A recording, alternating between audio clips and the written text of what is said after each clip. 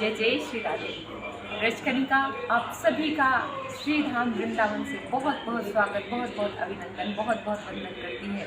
और पुनः जो भी हमारे सब्सक्राइबर्स हैं, जो भी अपने व्यूज़ दे रहे हैं, जो भी अपने कमेंट दे रहे हैं, आप सभी को हृदय से बहुत बहुत धन्यवाद।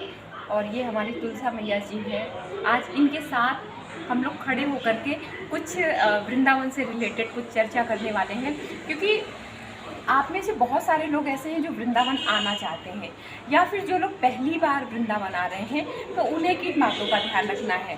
देखिए, जब आप वृंदावन आए, पहली बार जब भी आप वृंदावन आए तो आप अपने ट्रांसपोर्ट से आ सकते हैं। आपकी कार होगी, आपकी बाइक होगी, या आप बस से आना चाह रहे हैं, या आप कार से आना चाह रहे हैं। तो आप जब भी श्रीधाम वृंदावन की इस पावन पुनी धरा पर अपने चरण रखते हैं तो सबसे पहले आप प्रणाम कीजिए। ब्रज की सीमा में प्रवेश करते ही आप सबसे पहले चरण स्पर्श कीजिए ब्रज की धरती को, क्योंकि ये वही पावन दिव्य धरा है जहाँ पर श्री कृष्ण भगवान ने दिव्य रूप में आकर के लीलाएं की थी, जिससे हम लोग यहाँ पर अच्छी तरह से रह पाए। और क्योंकि मैं यहाँ पर वास करती हूँ, ठाकुर जी ने माता पिता की कृपा से, बड़े जनों गुरुजनों के आशीर्वाद से मुझे ये सौभाग्य प्राप्त हुआ है कि मैं यहाँ रह रही हूँ। तो मेरा पूरा एक्सपीरियंस है जो मैं आपके साथ शेयर कर रही हूँ, और मेरा ये दायित्व भी बन जाता है कि कहीं ना कहीं यदि आप आ रहे हो तो आपको कुछ बातों का ध्यान रखना चाहिए, जिससे वृंदावन से आप जाएँ तो खुश होकर। हालांकि वृंदावन से कोई भी खुश होकर नहीं जाता है, सब दुखी होकर के जाते हैं। अब आप कहेंगे कि ब्रजकनिका ये क्या बात हुई, दुखी होकर के क्यों जाते हैं? क्या मेरा पैसा चोरी हो जाएगा? क्या मेरी ज्वेलरी चोरी हो जाएगी? नहीं, ना आपका पैसा चोरी होगा, ना आपकी कोई चीज़ चोरी होगी। एक लगाव होता है ब्रज की हवाओं में, हमारे प्रिय प्रीतम की बाहें फैला के जहाँ पर उन लोगों ने लीलाएं की थी। ये अद्भुत धरा है।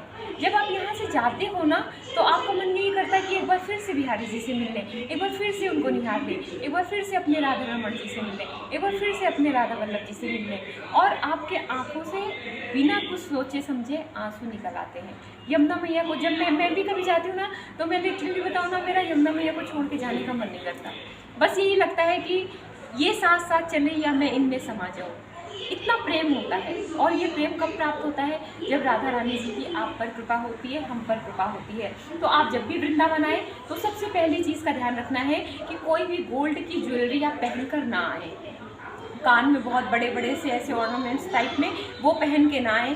और क्योंकि मंदिर में बहुत रश होता है, कभी गिर जाए, कभी कुछ कोई ले ले, तो इन सब चीज़ों से बचने के लिए आप बहुत ज़्यादा ज्वेलरी मत लेकर आएँ, ना पहन करके आएँ। और दूसरी चीज़, आप लोग जो एक हैंड बैग लेके चलते हैं ना, एक पर्स लेके चलते हैं, उस पर्स को लेकर के मत चलें। आप कोशिश करें कि वन साइड जो बेल्ट वाला होता है पर्स, आप उसको कैरी करके चलें। और उसमें भी आपको क्या नहीं करना है, उसमें भी आपको अपना आधार कार्ड, अपना पैन कार्ड, या आपके जो भी कार्ड्स आप यूज़ करते हैं, या जो भी आपके इम्पॉर्टेंट डॉक्यूमेंट्स हैं, वो आप लेकर के ना आएँ। उसको आप अपने होटल में या आश्रम में, आप जहाँ पर भी स्टे कर रहे हैं, आप उन सबको वहाँ पर रख सकते हैं। और दूसरी चीज़, आप अपना जो चश्मा होता है, कुछ लोग फैशन में लगा के आते हैं और कुछ लोगों को आंखों की प्रॉब्लम होती है।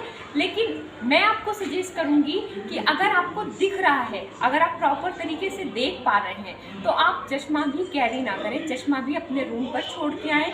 और जो एक फैशन में हम लोग कैप लगा के चलते हैं कि हाँ चलो कैप लगा लिया, धूप भी नहीं है तब भी हम स्टाइल मारने के लिए कैप लगा रहे हैं, तो आई एम सॉरी टू से फॉर दिस कि आप कैप भी मत लगाइए। क्योंकि यहाँ पर वानर सेना बहुत विशाल रूप में है, और वो हमारे जो वानर सेना है वो आपका कैप खींच के ले जा सकती है, वो आपके चश्मे को ठीक लेके जा सकते हैं, और आपने जो पॉलीथीन बैग कैरी किया हुआ है वो लेके जा सकते हैं। लेकिन बाई चांस अगर वो लेके चले भी गए हैं तो बहुत ज़्यादा पैनिक होने की ज़रूरत नहीं है। आपको क्या करना है, आसपास में कहीं पर भी एक छोटी सी शॉप होगी, वहाँ जाइए, 15 से 20 रुपए की फ्रूटी आती है, आप उसको खरीदिए और उन वानर सेना को दीजिए, तो वो आपकी चीज़ आपको वापस कर देंगे। लेकिन फिर भी प्रॉब्लम तो वही बनी रही। अगर आप मोबाइल पे बात करते जा रहे हैं, आप मोबाइल पे बात करते जा रहे हो, उसने आपका मोबाइल छीन लिया, अब उस मोबाइल को आप क्या करोगे? वो दे तो देगा, लेकिन किस कंडीशन में मिलेगा आप सोच सकते हो। तो इसलिए कोशिश करो दर्शनों के दौरान आप उसको ना कैरी करो, मोबाइल आप अपने पास में रखो। और जब कोई ऐसा स्थान देखो आप जहाँ पर शांति है, जहाँ पर वानर सेना नहीं है, वहाँ पर आप रुक के बात कर सकते हो। दूसरी बड़ी चीज़, सबसे बड़ी बात ये आती है कि हम ना वृंदावन धाम की या ब्रज 84 कोस की परिक्रमा किस समय करें। तो देखिए, परिक्रमा करने का समय ये होता है कि अगर सर्दियों के मौसम में आप आ रहे हो तो आप कोशिश करो कि सुबह और दोपहर में परिक्रमा कर लो, और यदि आप गर्मियों में आ रहे हो तो गर्मियों में तो आप दोपहर में तो खैर नहीं करोगे, और आप रात में परिक्रमा करो। मेरे ख्याल से रात की परिक्रमा ज़्यादा सूटेबल रहेगी। इसके साथ ही साथ श्री धाम वृंदावन में जितने भी मंदिर हैं वो लगभग 2 बजे तक बंद हो जाते हैं। दोपहर में 2 बजे से बंद हो जाते हैं और 4 बजे तक मंदिर बंद रहते हैं। तो ऐसे समय में आप अगर मंदिरों में दर्शन के लिए जा रहे हैं दोपहर में 2 से, अब देखिए समय का क्या होता है कि अब सर्दियों में समय चेंज हो जाता है और गर्मियों में समय चेंज हो जाता है। तो यदि आप मौसम के हिसाब से आएंगे तो यहाँ पर आपको पता चल जाएगा कि हमें किस समय दर्शनों के लिए जाना है। और निधिवन, जी हाँ, निधिवन में भी अगर आप दर्शनों के लिए जाना चाहते हैं तो वहाँ का सबसे बढ़िया टाइम मेरे ख्याल से दोपहर का रहता है। अगर आप दोपहर में जाएंगे तो निधिवन में आपके दर्शन बहुत अच्छे होंगे, क्योंकि वहाँ पे भगवान ने दिव्य रास किया था, जो कि आज भी करते हैं। और ये वृंदावन, ये हमारी प्यारी वृंदा देवी जी, तुलसी मैया जी, जिनका आप लोग विवाह करते हो, ये हमारे कान्हा जी की बहुत प्रिय हैं। आप इन पे सुबह शाम घी का दीपक ज़रूर जलाइए। और मुझे तो लगता है कि आप अगर इनमें भी ठाकुर जी को देखते हो ना तो भी ये भी आपकी मनोकामना को पूरा करेंगी। अगर आप एक बार इनसे सच्चे मन से कुछ भी मांगते हो ना, अगर आप इनमें भी ठाकुर जी का दर्शन करते हो तो ये भी आपकी मनोकामना को पूरी करेंगी, जो पूरी करने योग्य हो, जो आपको लगता है कि हाँ ये मैं मांग सकता हूँ या मांग सकती हूँ। तो ये सारी बातें हैं, इनको आप ध्यान में रखिए अगर वृंदावन आते हो। और सबसे इम्पॉर्टेंट बात ये है कि अगर आपके साथ में छोटे छोटे बच्चे हैं या आपके साथ में ऐसे बुजुर्ग हैं जो अपने आप से चल नहीं सकते या सुन नहीं सकते, तो आपसे हाथ जोड़कर निवेदन करती है ब्रजकलिका कि एक छोटी सी स्लिप जब भी आप घर से निकले या जहाँ पर आप स्टे कर रहे हैं, आप वहाँ से जब भी निकले तो उनके पर्स में, उनके पॉकेट में एक छोटी सी स्लिप ज़रूर लिख के डाल दें, अपना नाम, बच्चे का नाम और जहाँ पर आप रुके हुए हैं उस आश्रम का नाम या होटल का नाम, और उसके साथ ही साथ अपना कॉन्टैक्ट नंबर।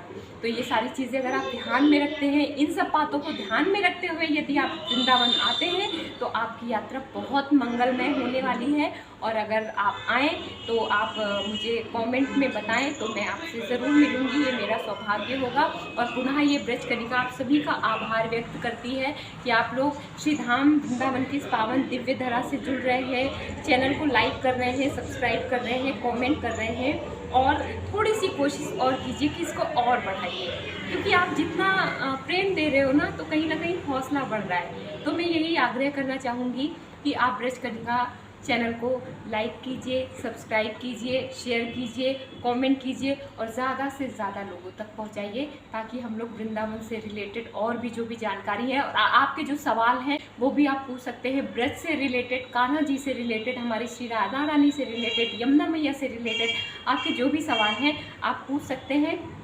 तो आइए इन्हीं शब्दों के साथ देती हूँ आज अपनी वाणी को विराम। मिलते हैं एक और नए ब्लॉग में श्री धाम वृंदावन से। जय जय श्री राधे श्याम।